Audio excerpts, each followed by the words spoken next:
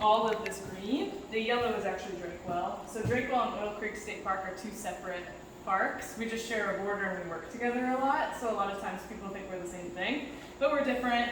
But Oil Creek State Park, it follows a little over 12 miles of Oil Creek. It's kind of a long, skinny park. It's about 7,300 acres, so it's a pretty big spot. But the reason why the state park exists is because of our oil heritage.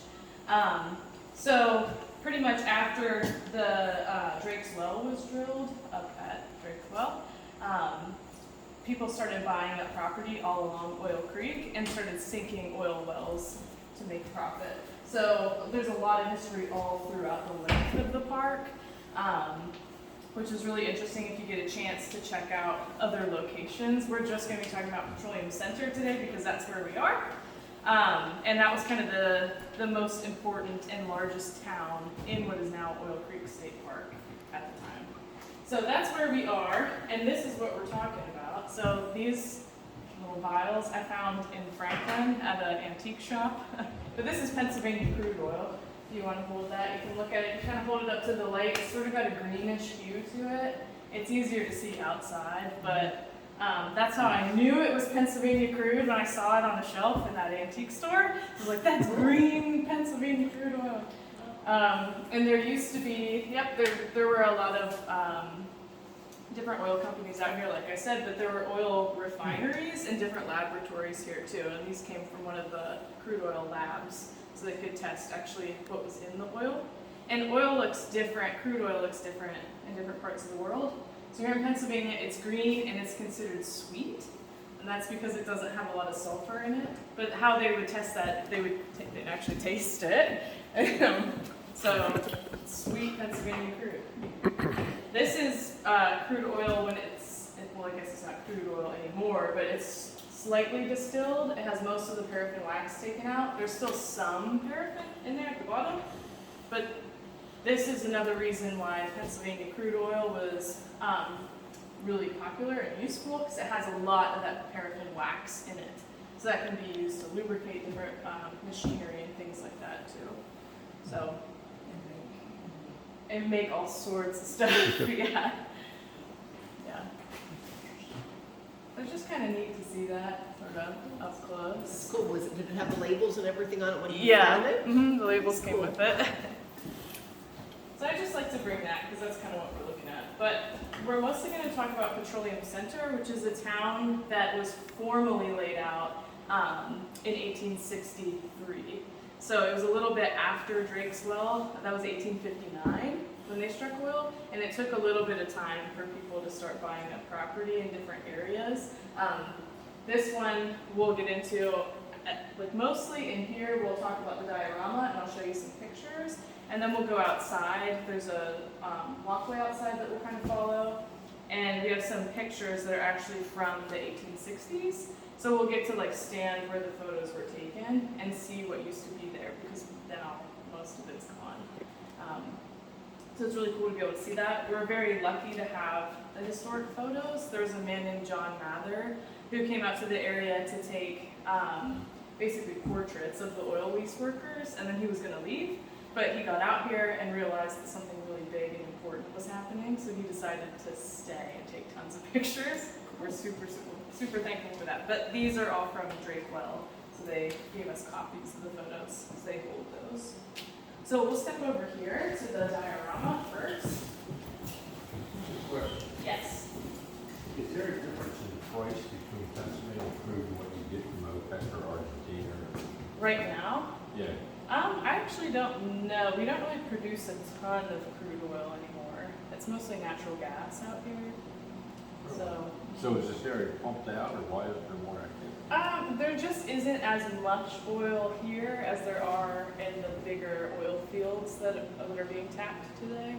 So at the time, it kind of worked out perfectly because in the 1800s, our technology wasn't, as developed, so we couldn't drill as deep as we can today. We couldn't access different pockets at that time, and the oil here in western Pennsylvania is actually pretty shallow, relatively close to the surface. So it was just that it was easier to access at the time, but now there's other oil fields that have a lot more in them. just not as efficient to drill for that out here. But in Venango County, there's 3 different sands, which are basically just layers of sandstone or porous rock that the oil gets into. And so they're, depending on where you are in the park, they're different depths, but the one with the most oil in it is about 500 feet deep, which is actually pretty shallow for oil wells. So that's kind of what we're looking at. But this is what the town of Petroleum Centre looked like in 1867. We picked 1867 because things were constantly changing. So if we would have picked a different year, some of these buildings wouldn't be here, or there might have been more or fewer buildings of whatever year. It just was constantly changing. But there's a couple important things that I want to look at. The roads are still laid out the same way. Once we get out there, you'll see that. And the bridge that we have out there now is a different bridge than what's depicted in this photo, but it's in the same location. Okay, so that will kind of help orient you when we're outside. This road that starts here and goes to the other side of the diorama, that was called Washington Street. Today it's part of Petroleum Centre Road. But you can see that it has wood planking the whole way down it. That's because it was the most heavily used road, and the roads out here were a disaster at that time, because they, you would just sink into them. So I think there might be, if we go to the other side of the diorama, there is a horse and a wagon that's like stuck in the mud, and that was really, really common. So we can kind of walk over there, take a look at that. Basically a big mud puddle right beside the bridge there. And that's actually really accurate, because we have different descriptions, people saying that there was a huge mud hole right in front of the bridge that horses would get sucked into. So that was pretty common on the roads that weren't flanked, so that main road, they really wanted to make sure people could travel on it. Another thing is, you can see sidewalks, plank sidewalks, down Washington Street, and up this way was Main Street. So you can see plank sidewalks. We have those today. We're actually in the process of rebuilding them, just to give you the feel of sort of walking downtown, even when the buildings are gone. But those were built to keep people up out of the mud, because at that time you might only have a couple of changes of clothing, and you really had to take care of it. You wouldn't want to get oil on it, so it would be very hard to get out. So that's what we have going on. We are in the train station, which is that little yellow building right there. This is not the original, so the first one burned down, we rebuilt, that one burned down. That's going to be a theme for today. And this is the third train station. It's built bigger to basically be a visitor center, so to accommodate more people. But that's what the original kind of looked like. The train tracks are roughly in the same place, except there used to be another set of tracks a little further away that were basically for loading the train. So you can see there's what we call Densmore tanks. They're big open barrels that they would fill with oil and then take the train down into Oil City. And you guys were just on the train, so you felt how jerky it can be sometimes, right? Yeah, those things would slosh and get oil all over the place. It wasn't really the most efficient way to move oil, but it's something that gets brought up a lot, especially at Drake Well. I think they have a replica of that, which is neat to look at. So these tracks would have come together so that you could have just loaded and then reattached over here. So pretty neat to see. Most of these buildings are gone now. The only one that's still here is this White House on the corner. And it's not actually that close to the creek. It's a little bit further away, but they kind of squished it in to make sure that it would fit in the diorama. That's the Egbert Oil Company office. So we'll kind of talk about that once we get outside, but that building is still standing. And I think that's inaccurate about that is that it looks that way in real life today. If you were to just look at that building, it looks the same, except in the 1800s, the roof actually was rotated 90 degrees.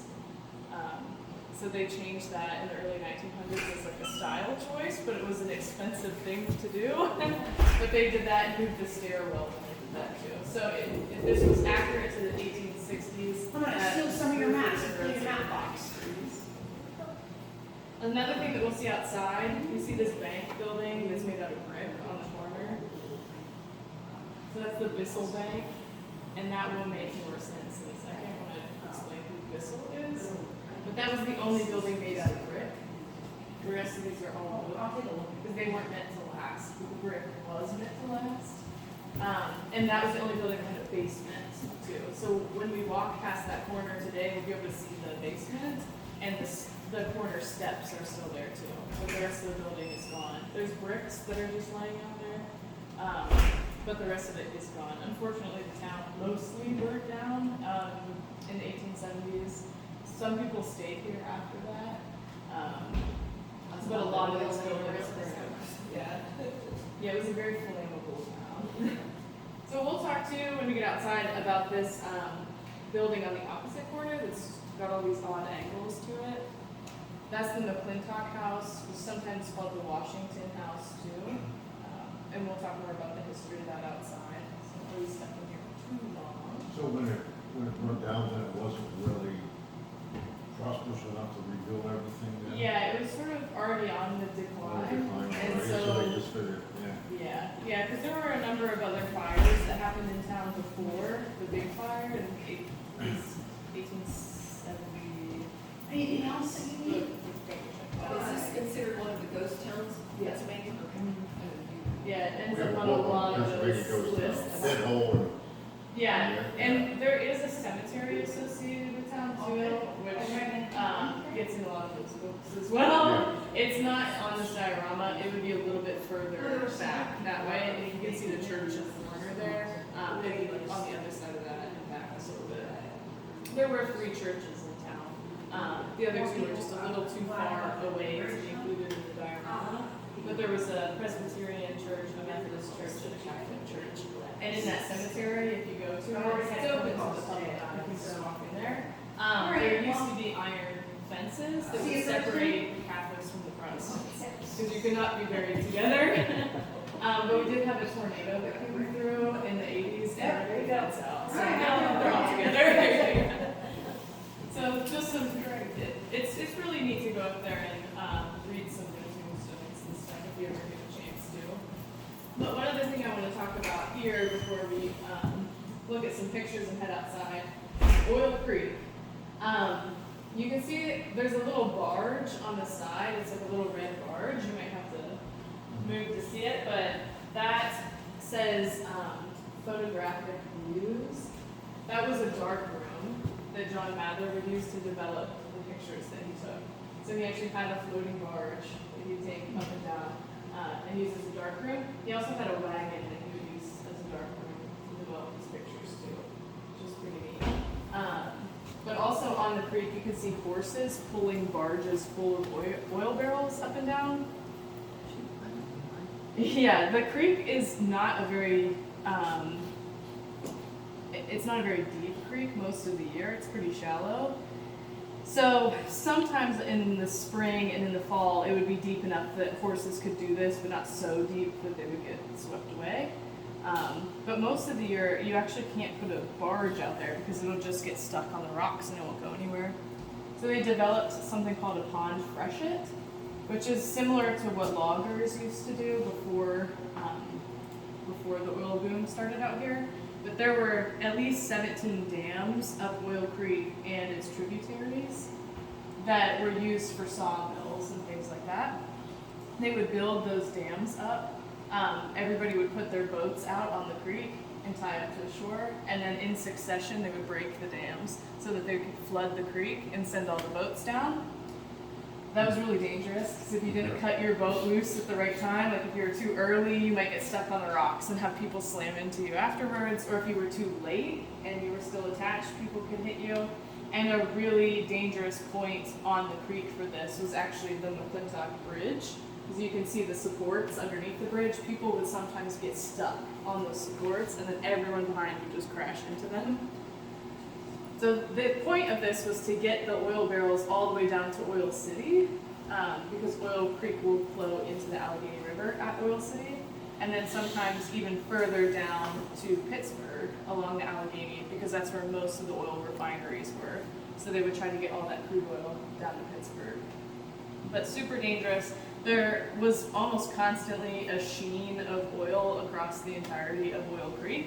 Because again, there weren't environmental protections at the time, and the oil industry was new. So some of that technology, people hadn't really figured out exactly how to keep waterways clean when they were trying to extract all the oil. So we'll talk about this more outside too, but a lot of times oil was just allowed to flow from the wells directly into the creek. They didn't have a way to contain it. And because of that, there were numerous fires that started on the creek. And then that oil floats on top of the water, so the fire floats down to Oil City, and it would burn large portions of Oil City to the ground. So, pretty crazy. This town was known as the wickedest town east of the Mississippi, also, because there was no law enforcement. We'll talk about outside. So it was really eventful to live out here, I'll tell you what. So a couple of pictures that I want to get to before we go outside. I'll kind of bring you over here. Well, you might see this, well, they might take it to the signs, the older signs. But this is George Bissell. He's the one who started the town. It was a company town. It was owned by the Central Petroleum Company. And George Bissell owned the Central Petroleum Company. So basically, he was the guy you had to talk to if you wanted to move out here, or start a business out here, or drill for oil out here. George Bissell had a hand in the drilling of Drake's Well, too. He was one of the investors that originally purchased that property to explore the potential of getting oil out of the ground, but he wasn't able to secure enough funding to do the project, so he dropped out before Drake's Well was actually drilled. But he knew this was going to be big before it all started, so he bought this property, about a little over 270 acres, after he was no longer able to be part of that project. So we'll be talking about him several times out on the trail. He had a really good reputation, people really liked him, but the company was pretty predatory. Because like I said, it was a company town, and we'll talk about the leases that you had to sign to be able to have a house or business out here. It's a little crazy. And we'll see some of these pictures when we get outside, and it'll make more sense in context when we're actually standing up there. But a few other things here. So there's one picture here that I really like to point out. It's called dippers. So it was really common, like people had their families out here, even though it was kind of a dangerous place. Like there were normal families out here too. Dippers were usually little girls who were in families that maybe didn't have a lot of money. Maybe they were just farmers and didn't have a lot to like invest in oil. So their parents would send them out after oil spills happened in the creek to dip their little aprons of their dresses into the water, and then they would pick them up. The water would go through that apron, and the oil would get stuck like to the clothing, and then they would bring that out into barrels to try to collect, a barrel of oil for their parents to sell, to be able to live out here. So it was tough. It was tough for the kids, but that's just a good picture to take a look at. And we'll talk about wildcatters when we get outside. And then one more photo I'd just like to show in case, are there any football fans in here? Okay, yeah. A little bit. Yeah, so I like this one a lot. This picture, this is a picture of a cooperage, or a place where they would make barrels. You can make a lot of money being a cooper at that time. But this man right here with the apron on, he was the cooper that owned the business. He's the father of John Heisman. Mr. Heisman. Yes, so if you're familiar with the Heisman Award or the Heisman Trophy, and John is actually the third boy in from the left. That's for that one. Yeah, so he's in this picture. His dad was in the white hat. Yep. And there's a plaque at Titusville High School at our football field that talks about the Heisman Trophy, because that was his alma mater. It's where he went to school. It's where I went to school. So I love that. It's very fun. Is those footprints I don't know whose that actually is. It's probably older than me. It's not mine. I'm not really sure how they even make that. Yeah. But we can go ahead and head outside if you're ready.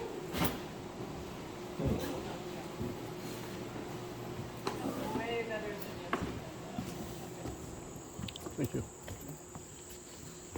Alright, so I like to start out here first because I have a picture that's sort of buildings that were over in this area. So it's set back a little ways to actually be standing where this photo was taken. We'd need to be like in the woods. But all of these buildings were just on the other side of the tracks and to the right a little ways. And you can see there's a livery, the Lakeshore House, and the Oakland Hotel. And then these are just houses. Whether they were boarding houses or like individual family homes, I'm not sure. Probably boarding houses.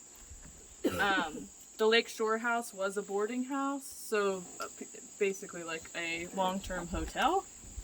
And the livery is where you could like get supplies for your horses or put your horses up, so you could keep those. We'll talk more about horses later, but they did not have an easy time out here either. It was hard for everybody.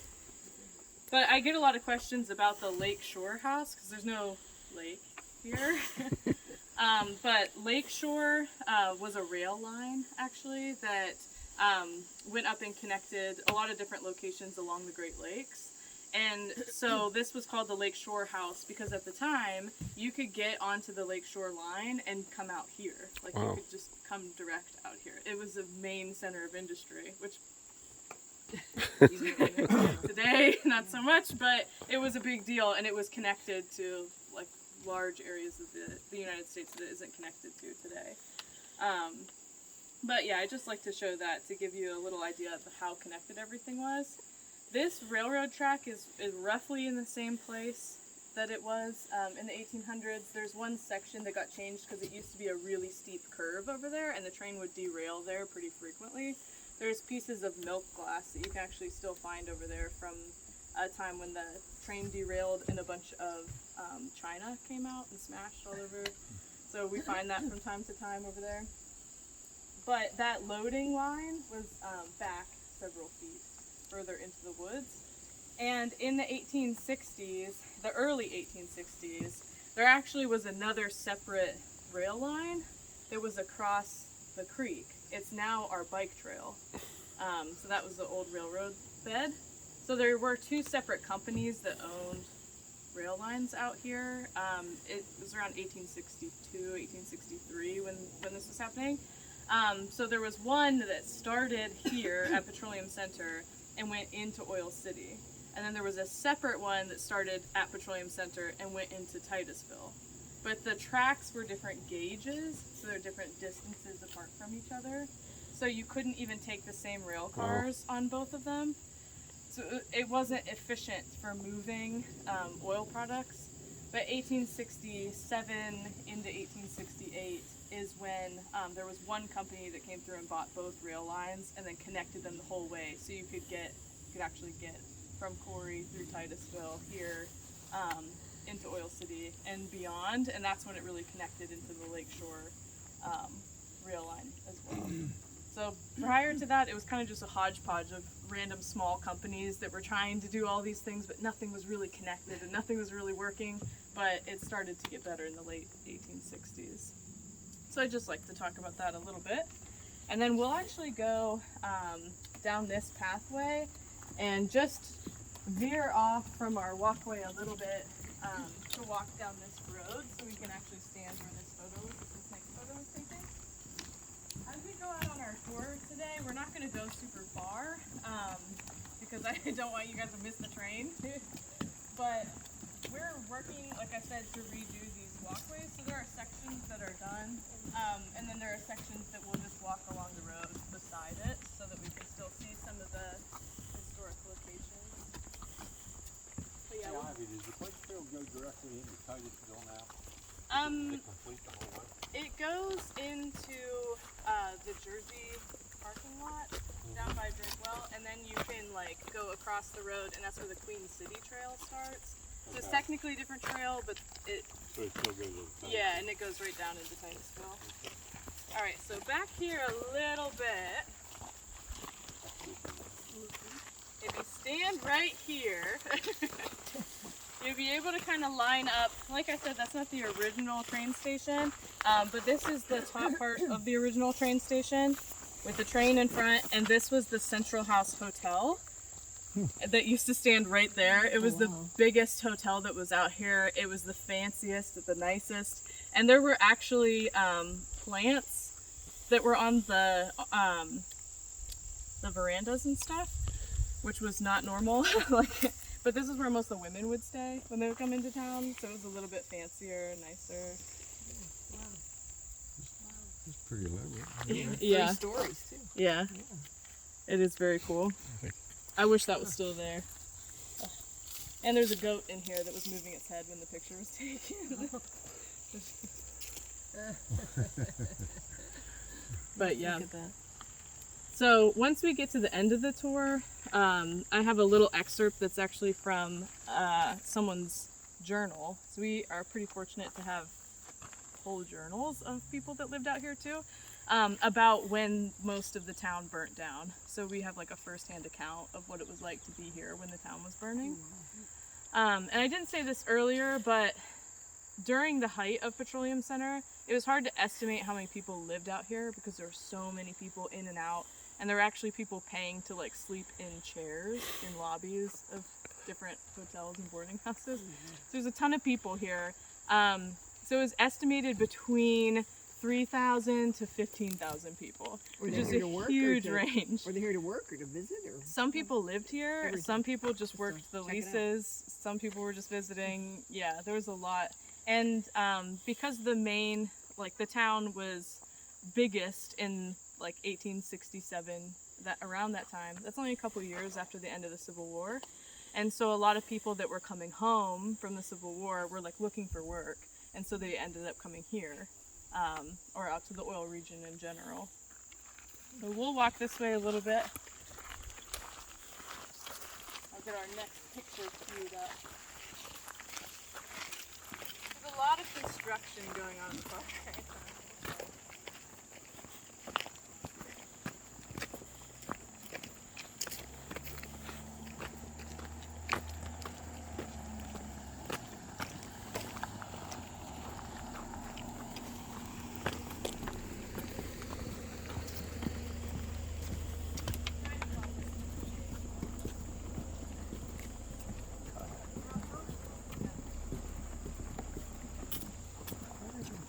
So I won't stop us by that sign, but if you want to take a look at it as we go by, that's talking about Wildcat Hollow.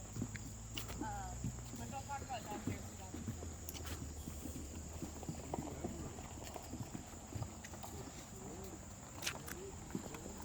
Yeah.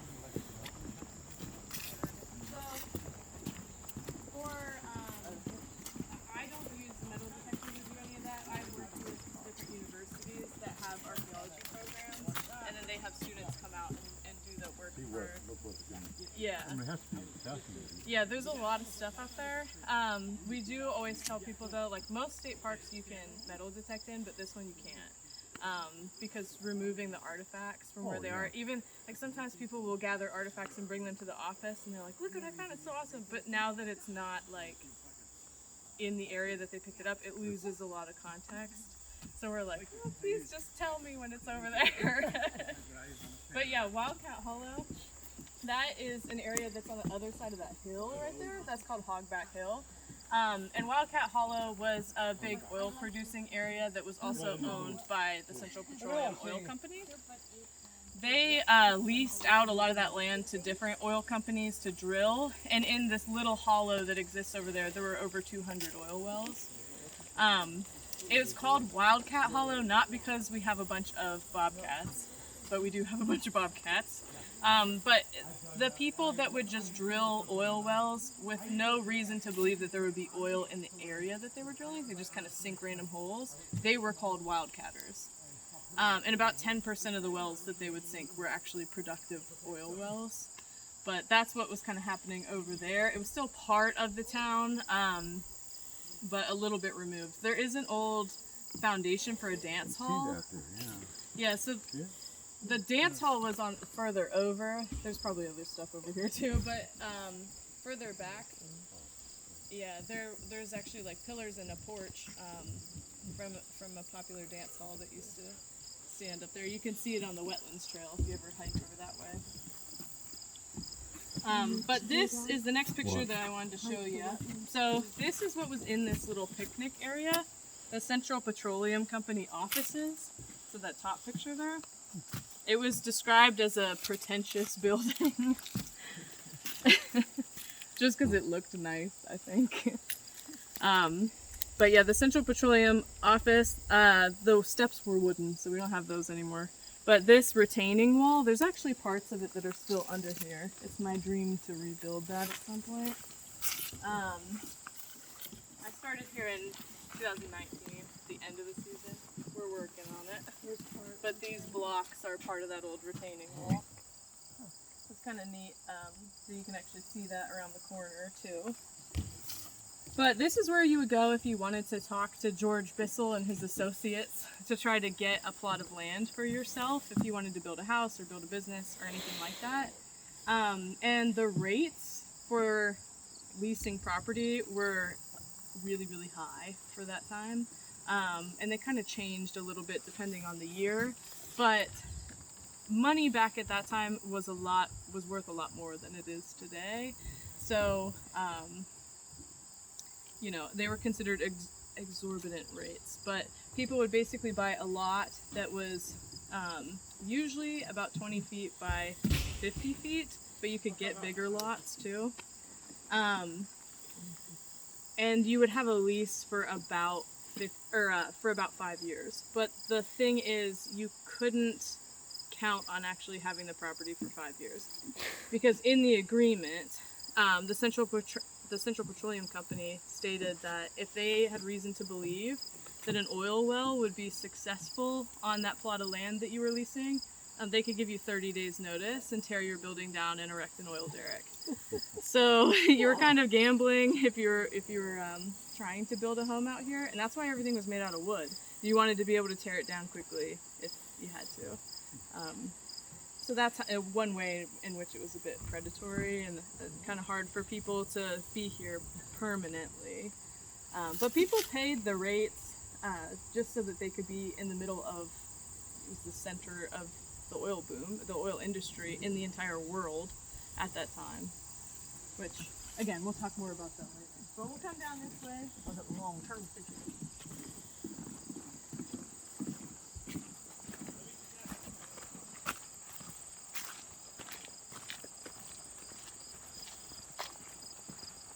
Not a high traffic road. Yeah, kind of a hidden gem.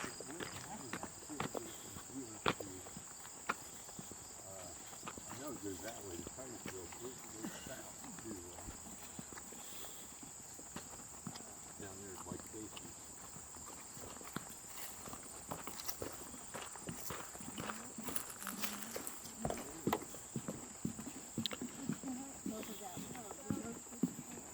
That's really swampy and wet back in there. It's all wetlands now. So there used to be buildings there. So there was a bank and a hardware store and all sorts of stuff back there. They don't exist anymore, but this is kind of a little bit of an odd angle to check it out at, but basically these are the buildings that were here, and you can see the Central Petroleum office up that way. So it's all looking this way. Oil pump works and a bank. And this was another hardware store. But you can see It's nice to have all barrels for those sale up there. Yeah. Yeah, this just looks all that way. And so, This way here. yep, all along that side. And it's so swampy today, you can imagine. It was swampy back then too. That was a huge problem, mud out here. But this bank that was back here was made out of wood. It was not supposed to be permanent. It wasn't the Bissell Bank. It wasn't owned by George Bissell. It was allowed to be here, but it was not meant to be permanent. But one of my favorite pictures is actually this one, and I'll step on this side so you can see. This was Washington Street. So this was the one that had wood planking all down it.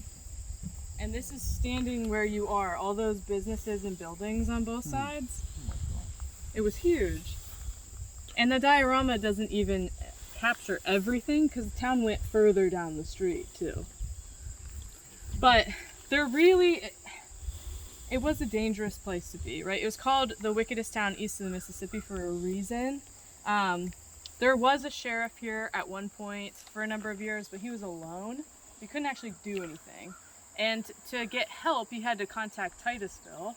And the roads were so terrible that it would take them a really long time to get out here. So if you were witnessing a crime going down and there were multiple people involved, one sheriff can't do much about it safely. So a lot of times I'll say no law enforcement. Technically there was some for a time, but you know, what could they do? Something that was really popular out here was sandbagging. So what that is if you were walking along, say down Washington Street alone at night, somebody would sneak up behind you with a wet bag of sand and hit you in the back of the head with it, knock you out and steal all your stuff. That was pretty commonplace. And there was a lot of other things that happened down here too. There were a ton of gambling halls down this road, which we'll talk about in a little bit more, because there's some stories that came out of that are kind of crazy. But a lot of shootouts would happen. People would get in knife fights, things like that down there over gambling. And there was so much money in town that it was high stakes too. There's just a ton of stories about fortunes won and lost. And it's kind of crazy to think how people would gamble with the new money that they got. But, you know, human nature, people still do it today. But down this road too, there were a bunch of businesses that are what we call free and easies, which are basically usually saloons, gambling halls, that kind of thing, with working girls. So essentially a brothel, because we're all adults here, I can tell you that. But there were a couple of businesses down here that would advertise themselves as, you know, we only have women who work here that want to be here. And that was an important distinction, because some of the other free and easies, they would promise girls waitressing jobs, and then they would come out here, they'd use their savings to come out here for a good waitressing job, find out that that was absolutely not the job that was really being offered to them, and then they would be stuck here. So sometimes, if the community found out about that, they would pay to send the girls back home. But that didn't always happen. And if they started their jobs, they were kind of stuck there, because their reputations would be ruined at that time. So that's a lot of what was happening on the right-hand side of the street down there. It was dangerous. It wasn't good for everybody, right? I think we'll go ahead and take a step across the street. I actually almost forgot to tell you that the walkway you're standing on, I told you it was to keep people up out of the mud, right? But also, since there was no law enforcement, there was no government here. So there was no like central works, there was no sanitation or anything like that. People were using chamber pots at the time, so you just kind of dump all your stuff out the window. But that all goes into the mud and stuff out here. So the townspeople dug ditches, and those were underneath these boarded walkways. So you're actually on the sewer system. Yeah. Little fun fact. We have come a long way. Yeah. Yep. We'll take a step over here. And yeah, this house is currently open. You can walk around those barricades. We're not going to go over there just because if we walk all the way over there, the train will get here by the time we get back. But this bridge, it's not the original, like I said, but that bridge was actually put in 1884. So it's still an old bridge. It was refurbished in 1984, and then it hasn't really been touched too much since then, hence why you can no longer drive a vehicle across it. That is slated to get worked on. It's a historic bridge. It's on the Registry of Historic Places. So by 2026, they're hoping to start working on that to fix it up. But it was created by the Morris Bridge Company, and it's a one of a kind. They usually only did single span bridges, and that's a double span. And also they do all these fancy cutouts and stuff along the top arch of the bridge. So it is a one of a kind in the world, so it's worth saving. It'll take some time to do. We can step in the shade too.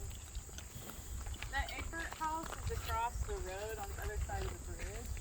It's a little hard to see. It's empty right now, so there's nothing in it. There used to be a bike rental out of there, but it's currently just empty.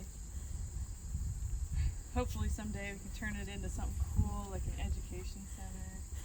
It would be beautiful.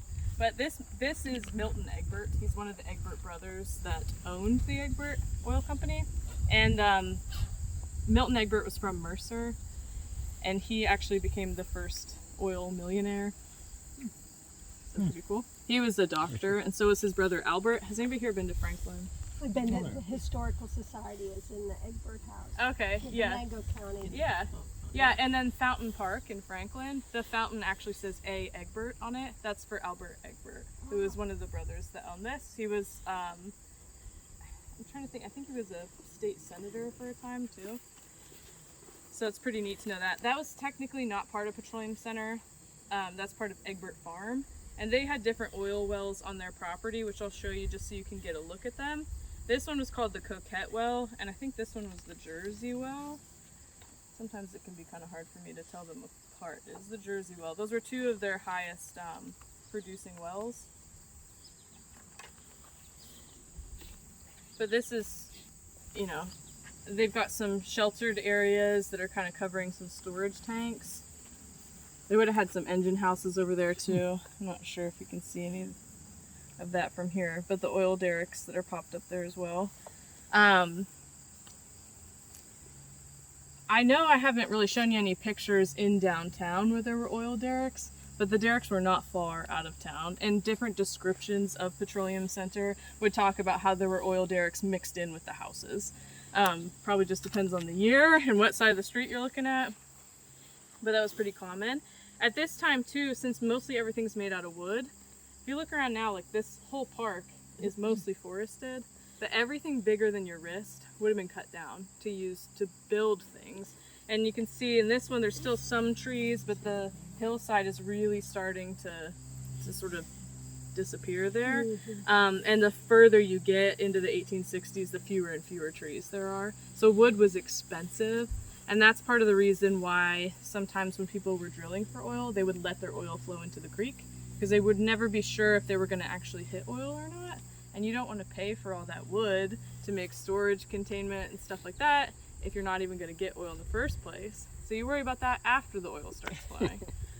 Just let it go. Exactly. Oh my gosh.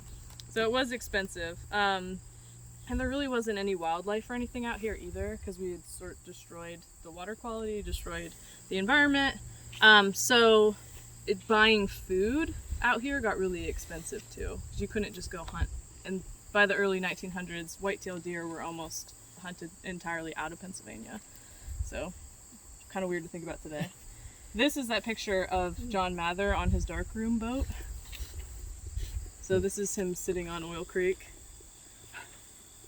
It was kind of fun to see that. Oh wow. That's pretty neat. Since we got to see it in the diorama, thought it would be fun to show you that. But right here is where that McClintock house, or the Washington house, would have been. That building with all those odd angles to it.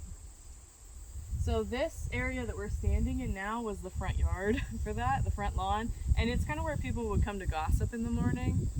But this is also where that giant mud hole was.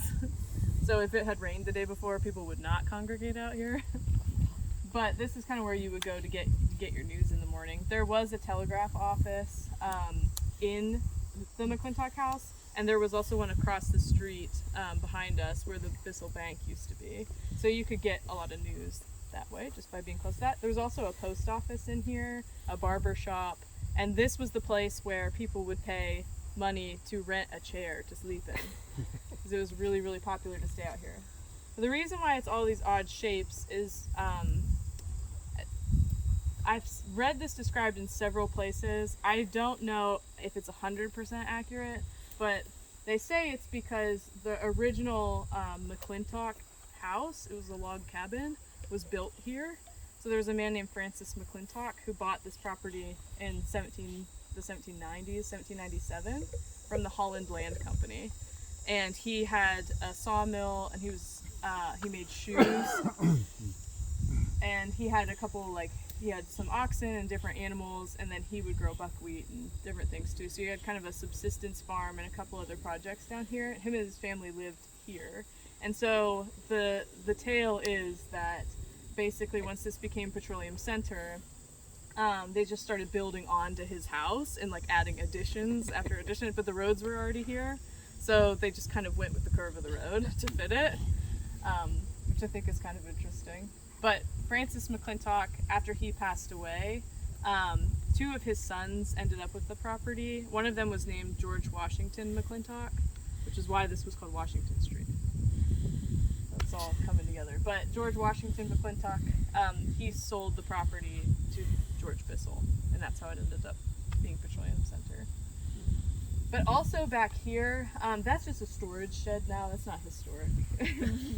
But what was over there, there was actually a boiler shop back here, a boiler maker, a cup factory, there's a tube works, and a livery and stables over here too. So there, you could get a lot of things in this general area.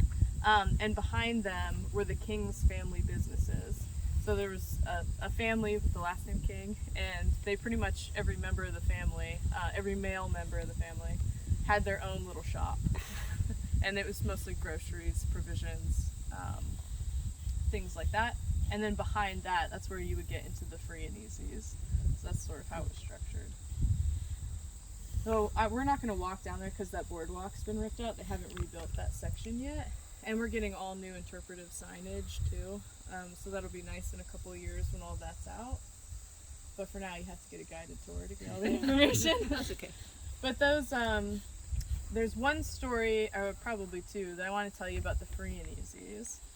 One, there was a man named Gus Reel who was in one of the gambling halls down there that was a free and easy. And he was gambling his newfound oil money and got into an argument with another man, the man who he was gambling against, who had just lost a bunch of money. They ended up actually getting into a knife fight. So Gus got cut. And there are first-hand descriptions of people that were hiding behind the piano because they were afraid and they didn't want to be part of this. So the women that were working there were trying to get away from the situation, right? But Gus then ends up standing up and shooting the guy who had cut him. And then it ends up turning into basically a shootout down at the other end of the street. Gus lived, the other man died. So that happened. The sheriff was nowhere to be found. Yeah. Another thing that happened down there, that was really like an unsafe part of town, but there was a boarding house specifically for the working women. So they had their own kind of hotel situation, but long term. So they would stay down there, and at one point an angry mob of people came out. They didn't like that those, that the women were working here. They thought that it was like evil for them to be doing that. Right, so in protest, what they did was throw rocks through the windows, and they hit an oil lamp that fell to the ground and caught the house on fire. So the girls ran out to get attacked by the mob, is what happened, and then they scattered through town to try to find businesses that would take them in and hide them so that they would be safe. And no one would take them in because all these other businesses and homeowners were afraid that the mob would come to their house, which is understandable. But these women in their night clothes are just running around downtown like in the dark trying to find somebody to take them in. And there was one person that actually, he housed 3 of the women. There were 6 of them that were running around. I don't know where the other 3 ended up, but there was one black man that lived in a shanty by the creek, and he was like, hey, come hide in my stable. And they stayed there overnight to get away from the mob. And by the next day, the mob had calmed down because they were drinking, and that's how they ended up working themselves up to doing that. But things like that happened constantly, and the mob, after the women were kind of running away, they tried to bother other businesses in that street, and at one of the other boarding houses, boarding house / saloon, there was a person on the 2nd floor that was watching down over a balcony, this mob that was trying to get in. And there was a bartender downstairs that was saying, like, stay out, we don't want to deal with this, like, but the mob was getting unruly and trying to force their way in, so the guy in the balcony just started shooting. So 2 of the guys ended up getting hit, somebody in the arm, somebody in the leg, and then they were carried across the street to H. Christie's Physician and Surgery. So they were all stitched up. Nobody died from that, but it was dangerous. It was really dangerous. And there's even more stories that. Where do you hear these stories from? They're in people's journals. Yeah, they're in some historical journals, and then also we have a lot of really good oil history resources that aren't necessarily in print anymore. So there's a ton of books that we have over in our office. Some of them are still available online, and Drake Well has a lot of them that they actually sell in their gift store. But yeah, a lot of those stories are just first-hand accounts and interviews too of people that were here. There was another little boy who came to Petroleum Centre for the first time with his father. He said he was 8 or 9 years old. They came into town. He was so excited to see where his dad went to work. So they came in from Titusville, and they said on the side of the road there was a man that had been shot and was dead, leaned up against a rock, and there was a note on his chest that said, "This damn fool tried to rob me." They came into town. When they went to leave, the body was gone. And that's just what it was like out here. So some things that were on the other side of the walkway there were a couple more grocery stores. There was also a opera house over there, and the opera house was flanked by a cigar shop and a candy store. So you could get whatever you needed and then go in to watch the show. There were other boarding houses that were pretty fancy on that side too. The Belding House was over there, and the Rochester House. So 2 like higher end areas that you could stay that typically had other businesses inside of them too, like jewelry stores and things like that. We'll take a step across. Were any of these trees here during that time? These? Yeah, I don't think so. That one was pretty old. Yeah, that one might have been. I haven't really seen it in any pictures, but I think I hear the train. But this is where the Bissell bench used to be. You can see those are the original steps. And the basement, and you can see there's a bigger rock in the back. That was where the back door was. So you can actually kind of figure out the layout of the area. So I think it's just really, really cool to see. But this is what it looked like up here. So our photo. Maybe that corner. So that's what was here. Up here there were a couple other businesses, like a sign shop and a millinery, where women could get hats made and things like that. And then the central petroleum, or the petroleum, oh my gosh, the central house. There's so many central and petroleums. But that big hotel was up here.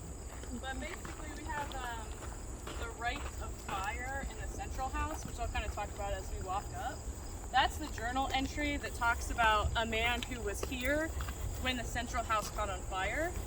It caught on fire because there were sparks off the train tracks that caught the train depot on fire. It spread to the hotel, then spread across the street to the offices, then across that street, burned most of the town down, and they never really rebuilt most of that. But it does talk about how this man, W.H.H. Monroe, helped to carry the piano from the hotel across the street so that it wouldn't burn.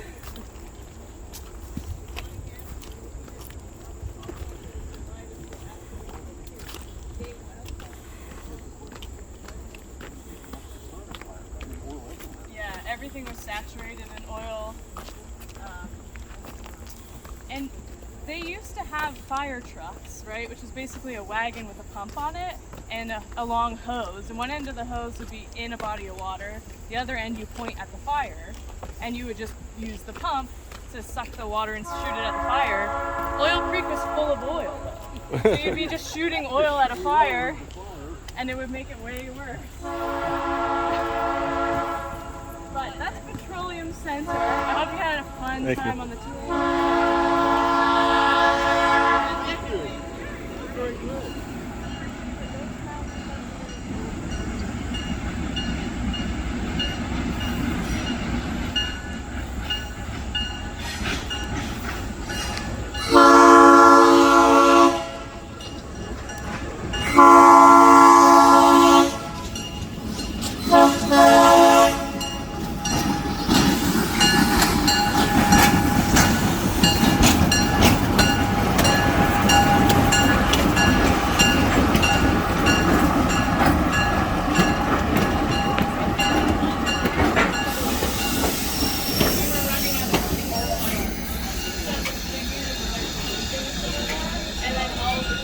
located in the gray zone in this area is